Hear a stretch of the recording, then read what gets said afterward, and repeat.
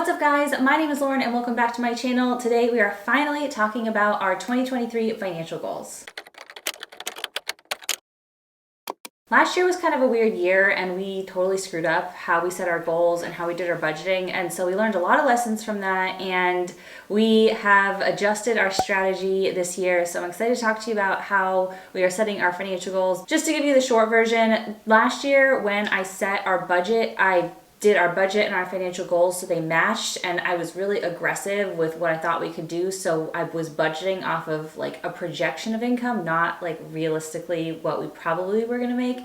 And then I set really high financial goals based off that budget. And so this time what we did is our annual budget and our financial goals are separated. So I budgeted off of what I was very confident we could make this year, and then I set our financial goals off of a little more of a stretch, but not quite such a big stretch as I did last year. So this year, our annual budget, we're hoping to make at least $150,000, but for our financial goals, we are using a much higher income number. So let's jump into it. First of all, our first goal is for income, and that is to make $175,000 this year. Last year, we brought in $157,000, so $175,000 would be quite a big jump.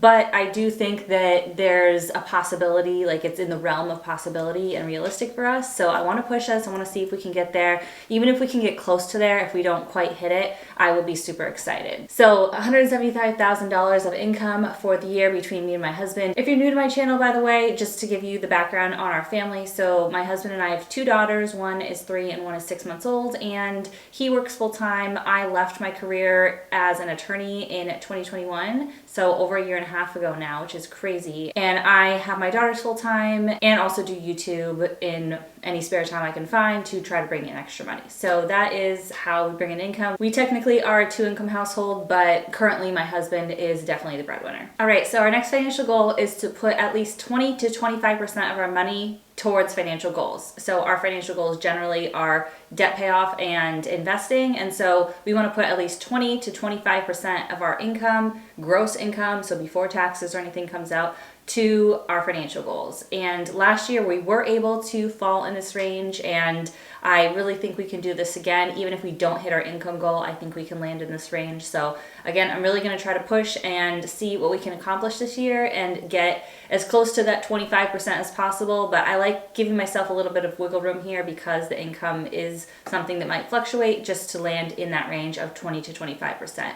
Ultimately, as we increase our income, I'd really like that to be at 30%, and especially when we become debt free, I'd really like to be investing like 25 to 30% of our income so we can get caught up in retirement and move towards financial independence faster. But for right now, this phase of life we're in, it's really, really messy right now. We've got 2 young kids. I'm not bringing in as much money as I used to, obviously, when I worked full time as an attorney. Hopefully that will grow through my business through YouTube. But you know, right now that's not there. We are paying for part-time preschool for my daughter, not because I necessarily need help with the childcare, but it does help, but just to give her an educational opportunity, and that's expensive.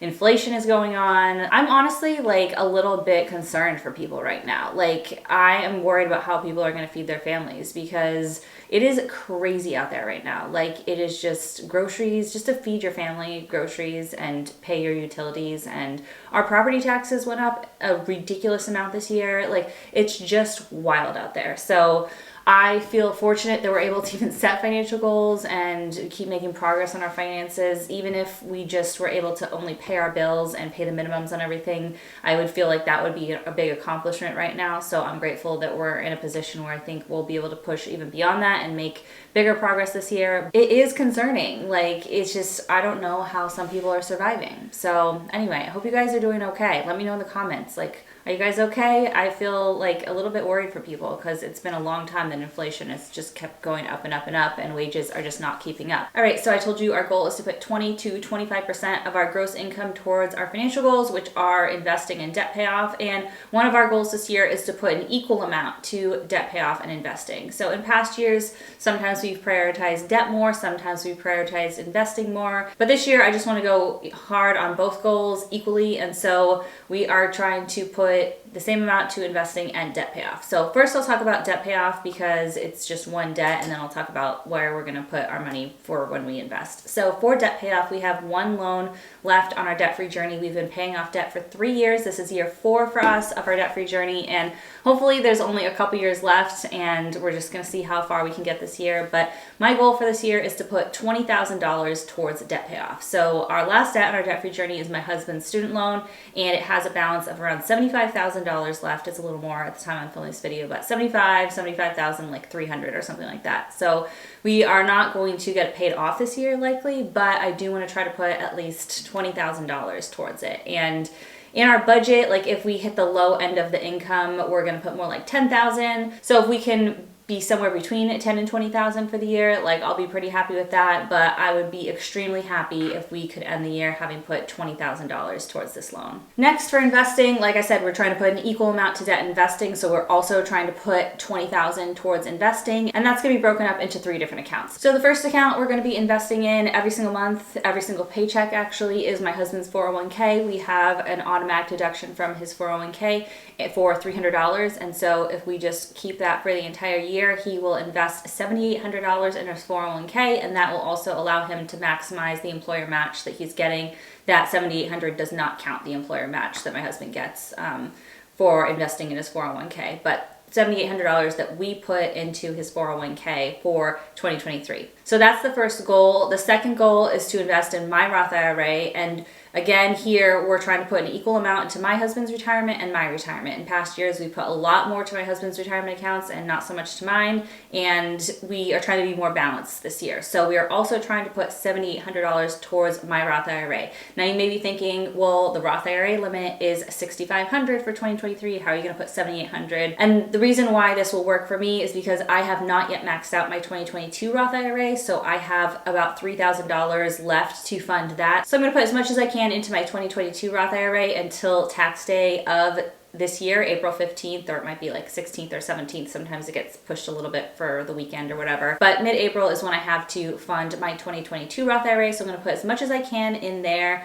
up through mid-April, tax day of this year, and then after that point, when I can't fund the 2022 Roth IRA anymore, I will put everything into my 2023 Roth IRA. So as long as I can get about $1,300 into my Roth IRA before April 15th, I will be able to have enough room to put the other $6,500 in my 2023 Roth IRA to total to $7,800 for my retirement for this year. Again, these are all stretch goals. These are all like really best case scenarios, so I don't know that I'll need to like push it that carefully. I might not even need all that room to get to $7,800, but I planned it out so if we do have the cash to invest, we have a place to put it that's in a tax advantage retirement account. Okay, and then the last thing we are planning to invest in for this year is our stock options. My husband has some stock options that have now vested, so we are able to exercise them, which basically means buy them at like a discounted price, and then eventually when there's some sort of liquidity event, so the company gets acquired or goes public or something,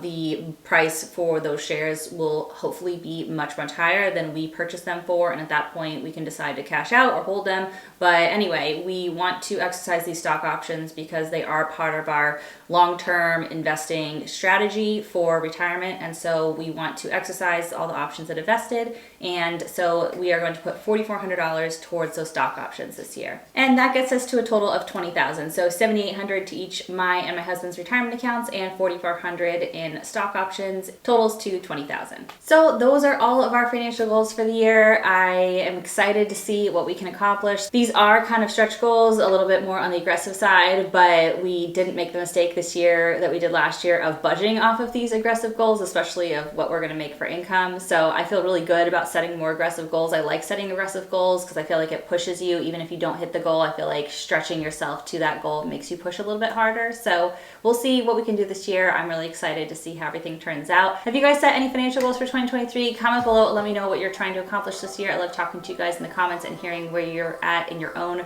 financial journey. If you like this video, make sure you give it a big thumbs up. And if you want to see more from me, then hit that subscribe button and I'll see you in the next one. Bye.